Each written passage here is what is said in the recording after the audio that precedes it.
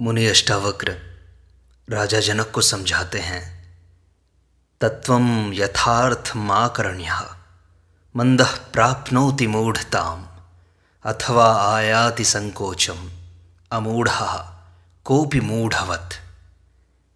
मंद बुद्धि यथार्थ तत्व को सुनकर मूढ़ता को ही प्राप्त होता है, लेकिन कोई ज्ञानी मूढ़वत होकर समाधि को प्राप्त हो जाता है। देखो, मंद बुद्धि वह है जो केवल क्षुद्र वासनाओं से ही ग्रस्त है, जिसको अपने निजी स्वार्थों के अलावा कुछ भी दिखाई नहीं देता, जो केवल शरीर पोषण में ही लगा रहता है, जो इंद्रिय भोगों के अतिरिक्त किसी में रुचि नहीं लेता। ऐसे संकीर्ण मनोवृत्ति वाले को यदि यथार्थत्व का बोध कराया जाए तो वह उसे सुनकर मूढ़ता को ही प्राप्त होता है। यह तत्वबोध अति सूक्ष्म है, जिसे स्थूल बुद्धि वाला नहीं समझ सकता। जिसका चित्त वासना से ग्रस्त है, अहंकार से युक्त है, तृष्णा कामना वाला है, वह इस तत्वबोध को पाकर भी इसे विकृत कर देगा, खराब कर देगा। जैसे जहर में अमृत मिलाने पर वह अमृत भी जहर हो जाता है। किंतु इसके विपरीत ज्ञानी मूढ़वत दिखाई देने पर भी स्वचेतना को पहचान कर समाधि को उपलब्ध हो जाता है।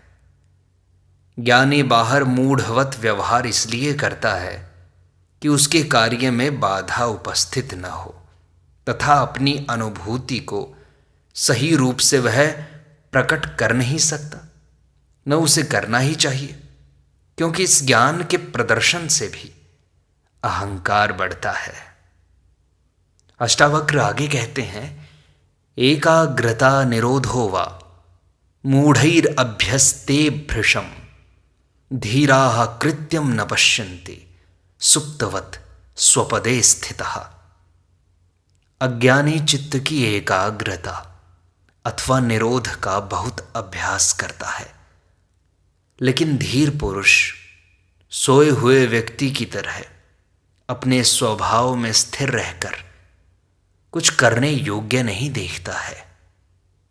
आत्मज्ञान के लिए करना कुछ नहीं पड़ता। करके आज तक कोई आत्मज्ञान को उपलब्ध नहीं हुआ। बुद्ध ने 6 वर्ष खूब किया, किंतु मिला कुछ नहीं। किंतु जब सब करना छोड़ दिया तब मिला आत्मज्ञान। मिलने में समय भी नहीं लगता, एक क्षण में मिल जाता है। जैसे जनक को मिला, बुद्ध को मिला, अन्य सबको इसी भांति मिला। करने से मिलता है, ये सबसे बड़ी भ्रांति है, सबसे बड़ी। ज्ञान प्राप्ति के लिए कुछ करना नहीं पड़ता, केवल जागकर देखना मात्र है। सजगता एवं बोध मात्र पर्याप्त है। जिसे खोया नहीं, उसे भला ढूंढना कैसा है? जो भीतर मौजूद है, उसकी तलाश कैसी है? जो हमारा स्वभाव है, उसके लिए क्या प्रयत्न करना? किंतु सारा प्रयत्न होता है अंतःकरण की शुद्धि के लिए। जब तक चित्त निर्मल नहीं होगा, आत्मा का आभास नहीं हो सकता। इसलिए अज्ञानी जन चित्त की एकाग्रता के लिए अथवा चित्त वृत्तियों के निरोध के लिए विभिन्न साधनाएं करते हैं, उनका बार बार अभ्यास करते हैं, किंतु मन बड़ा चंचल है। बार बार उसे पकड़ करके ठिकाने लाते हैं, किंतु वासनाग्रस्त होने से वह बार बार विषयों की ओर भाग जाता है। विषयों की ओर भागने से उसे रोक देने में ही समय लगता है, इसके बाद कोई समय नहीं लगता। इसलिए अष्टावक्र कहते हैं कि अज्ञानी चित्त की एकाग्रता अथवा निरोध के लिए खूब अभ्यास करता है, किंतु जिसकी चित्त की समस्त वृत्तियां शांत हो चुकी हैं, उसे कुछ भी अभ्यास नहीं करना पड़ता। वह सोए हुए व्यक्ति की भांति केवल अपने स्वभाव में स्थित रहता है, क्योंकि आत्मा में स्थित हो जाने पर फिर उसके लिए करने योग्य कुछ शेष रहता ही नहीं। अष्टावक्र आगे कहते हैं, अप्रयत्नात् प्रयत्नाद् वा मूढ़ो नाप्नोति निर्वृत्तिम तत्वनिश्चय मात्रेण प्राज्ञो भवति निर्वृत्तः। अज्ञानी पुरुष प्रयत्न अथवा अप्रयत्न से निवृत्ति को प्राप्त नहीं होता, जबकि ज्ञानी पुरुष केवल तत्व को निश्चय पूर्वक जानकर ही निर्वृत्त हो जाता है। इस सूत्र में अष्टावक्र आत्मज्ञान प्राप्ति का महत्वपूर्ण तथ्य प्रकट करते हैं कि चित्त की अनेक वृत्तियां हैं। एक एक को छोड़ने के प्रयत्न से कोई सफलता नहीं मिलती। फिर ये सभी वृत्तियां पत्तों की भांति हैं। मूल है अहंकार एवं वासना, जिनके रहते वृत्तियों को काट देने से वे नए नए रूपों में प्रकट होती ही रहेंगी। मूल को सींचते रहो एवं पत्तों को काटते रहो, इससे तो कभी भी उपलब्धि नहीं हो सकती। इसलिए अष्टावक्र कहते हैं कि अज्ञानी पुरुष चाहे कितनी ही साधना क्यों न करे, कितना ही प्रयत्न क्यों न करे, कभी भी निर्वृत्ति को प्राप्त नहीं होता। उसकी वृत्तियां शांत नहीं होती, क्योंकि भीतर अहंकार एवं वासना मौजूद है। इसके विपरीत ज्ञानी आत्म तत्व को निश्चय पूर्वक जानकर ही निर्वृत्त हो जाता है। उसकी सभी वृत्तियां शांत हो जाती हैं। प्रयत्न नहीं करना पड़ता, कोई साधना नहीं करनी पड़ती। अष्टावक्र आगे कहते हैं, शुद्धम बुद्धम प्रियम पूर्णम निष्प्रपंचम निरामयम आत्मानं तम न जानन्ति तत्राभ्यास पराजनाः। अष्टावक्र कहते हैं कि इस संसार में अभ्यास परायण पुरुष उस आत्मा को नहीं जान पाते जो शुद्ध, बुद्ध, प्रिय, पूर्ण, प्रपंच रहित और दुख रहित है। आत्मा शुद्ध है, वह निखालिस है, उसमें विकृति नहीं है, वह बोध स्वरूप है, स्वयं ज्ञान है। उसको जानने के लिए बाहरी ज्ञान की आवश्यकता नहीं है। वह पूर्ण है, प्रिय है, प्रपंच रहित है और दुख रहित है। ऐसी आत्मा हमारा स्वभाव है। हमने भूल से शरीर, मन, अहंकार आदि को हमारा स्वभाव मान लिया है, जो भ्रांति मात्र है। आत्मा को जानने के लिए इस भ्रांति को मिटाना मात्र है, और कोई अभ्यास काम नहीं आता। संसार में जो लोग अभ्यास परायण होकर आत्मा को जानना चाहते हैं, वे उसे कभी नहीं जान सकते। अभ्यास से अहंकार बढ़ता है, चित्त की वृत्तियां शांत होने की बजाय और विद्रोह करती हैं। संसार का आकर्षण ही ऐसा है कि वह मन को बाहर की ओर ही ले जाता है। अभ्यास से वृत्तियां और दृढ़ हो जाती हैं, जिससे यह अभ्यास भी बंधन बन जाता है। आत्मज्ञान तो भ्रांति के मिटने से ही होता है। सभी अभ्यास छोड़ने से चित्त की शांत अवस्था में ही उसकी अनुभूति होती है। अष्टावक्र आगे कहते हैं, नाप्नोति कर्मणा मोक्षम विमूढ़ोऽभ्यास रूपिणा धन्यो विज्ञान मात्रेण मुक्तस्तिष्ठत्य विक्रियः।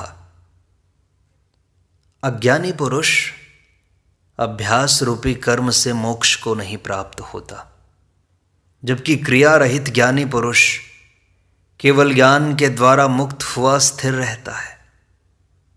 आत्मा हमारा स्वभाव है, उसे जानना मात्र है। जिसने आत्मा को जान लिया उसने ब्रह्म को जान लिया। वह शुद्ध बुद्ध हो गया, फिर करना शेष नहीं रहा कुछ भी।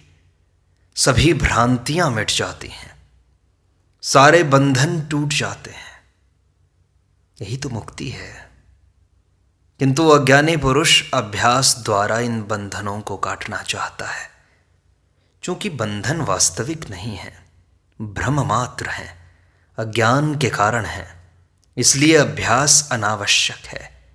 ये ज्ञान प्राप्ति से अपने आप टूट जाएंगे। भ्रांति मात्र थी जो मिट गई। मोक्ष है स्व के सागर में डुबकी लगाना। तैरने के लिए अभ्यास करना पड़ता है, डूबने के लिए अभ्यास की आवश्यकता नहीं है। केवल छलांग मात्र लगाने का साहस चाहिए, आगे सब अपने आप हो जाएगा। आत्मज्ञान एवं मोक्ष के लिए अपने को समर्पण भाव से छोड़ देना मात्र है, निराधार हो जाना मात्र है। अभ्यास मात्र छोड़कर निश्चेष्ट भाव से अपने आप को समर्पित कर देना है। आगे अस्तित्व अपने आप संभाल लेगा। यही आत्मज्ञान है, यही मुक्ति है। क्रिया से बाहरी ज्ञान मिलता है। आत्मज्ञान का मार्ग अक्रिया है। अष्टावक्र आगे समझाते हैं, मूढ़ो नाप्नोति तद ब्रह्म यतो भवितुमिच्छति अनिच्छन्नपि धीरो ही परब्रह्म स्वरूप भाग। अज्ञानी जैसे ब्रह्म होने की इच्छा करता है, वैसे ही ब्रह्म नहीं हो पाता है।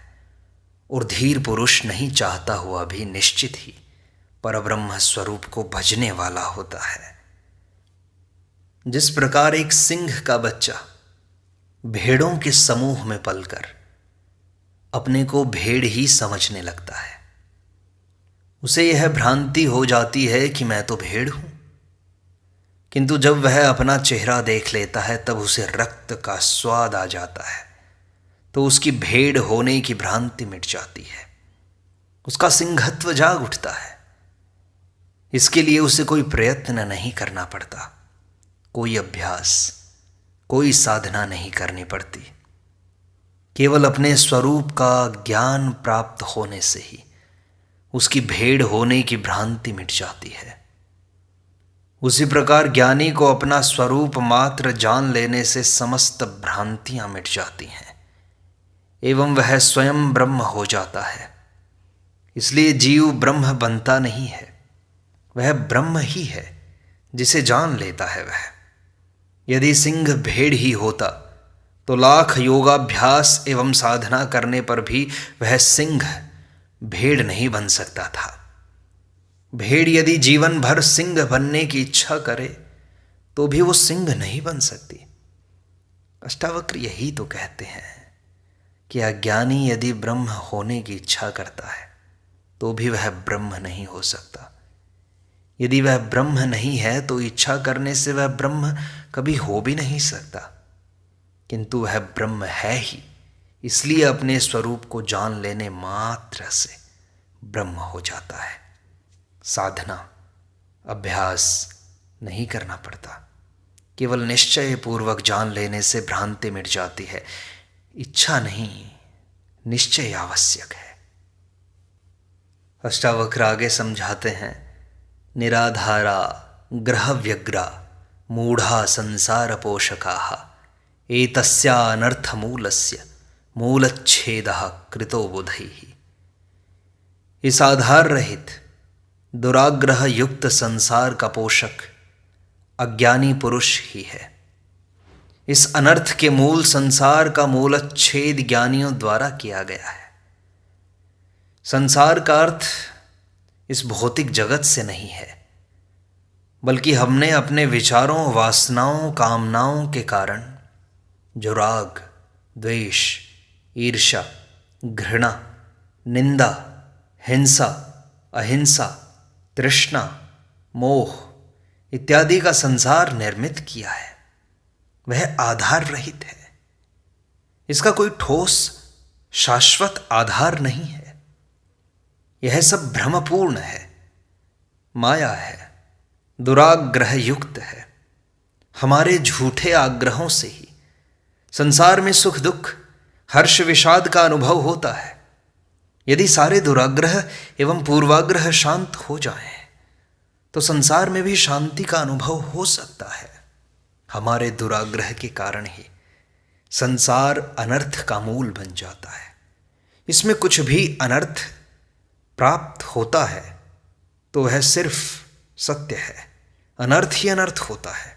इसमें कुछ भी अर्थ नहीं ज्ञात होता, निष्प्रयोजन है ये। इसका मूलच्छेद ज्ञानी ही अपने ज्ञान से करते हैं, क्योंकि उसी को इसकी वास्तविकता का पता चलता है।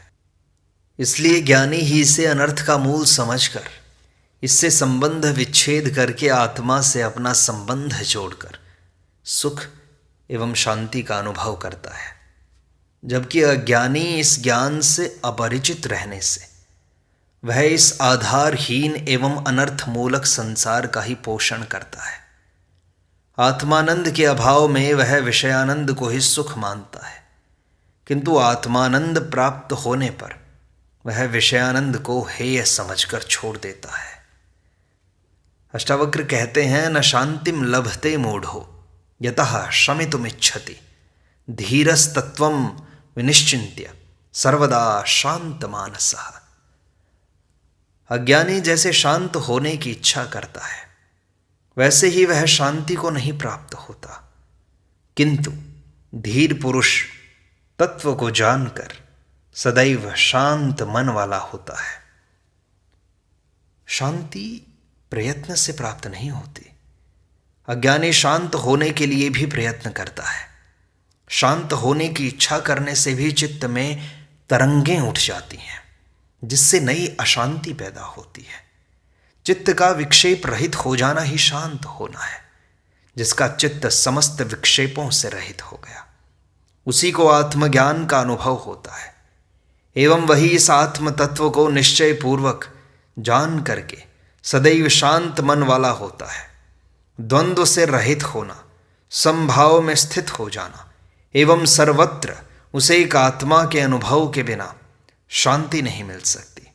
इच्छा करना ही अशांति का कारण है। अष्टावक्र आगे कहते हैं, क्वात्मनो दर्शनम तस्य यदृष्टम अवलंबते धीरास्तं तम न पश्यन्ति पश्यन्ति आत्मानम अव्ययम्। उसको आत्मा का दर्शन कहाँ है जो दृश्य का अवलंबन करता है।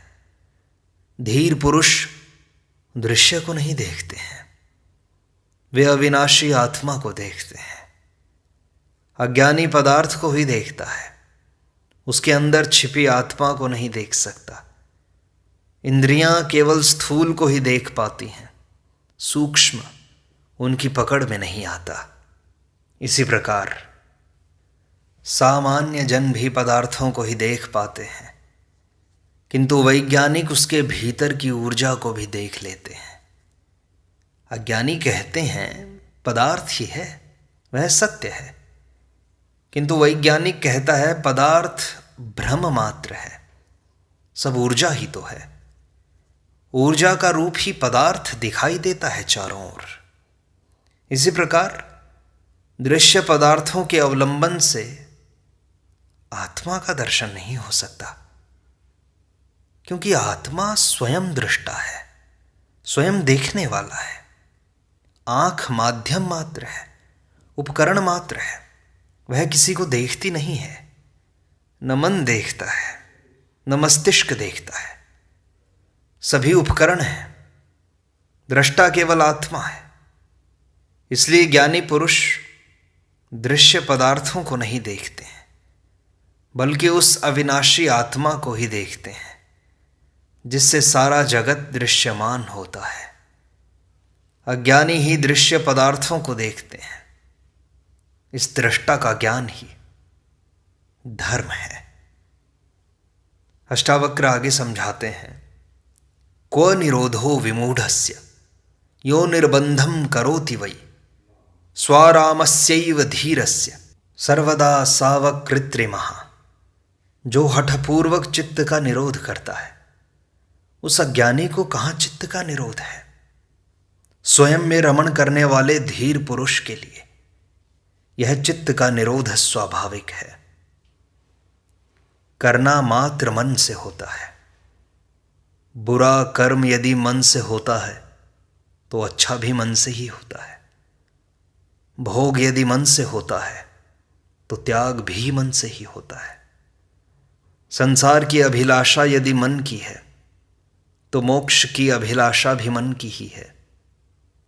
जब तक मन है तब तक शांति नहीं है। मन का भोजन ही कर्म है, बिना कर्म के वह रह नहीं सकता। इसलिए अष्टावक्र कहते हैं कि जो हठपूर्वक चित्त का निरोध करते हैं, यह भी मन के ही कारण है, जिससे कभी चित्त का निरोध नहीं हो सकता, बल्कि मन और भी मजबूत होता है, अहंकार और दृढ़ होता है। इसलिए अज्ञानी को भी कभी शांति नहीं मिल सकती, किंतु वह ज्ञानी जिसने आत्मा को जान लिया है, जो सदा आत्मा में ही रमण करने वाला है, वही शांति को प्राप्त होता है। उसके चित्त का निरोध स्वाभाविक रूप से हो जाता है। हठपूर्वक जबरदस्ती करना नहीं पड़ता। आत्मज्ञान से ही वृत्तियां शांत होती हैं, करने से नहीं होती। इस प्रकार अष्टावक्र गीता की सरल व्याख्या का यह भाग यहीं संपूर्णता को प्राप्त होता है। शेष अगले अंक में।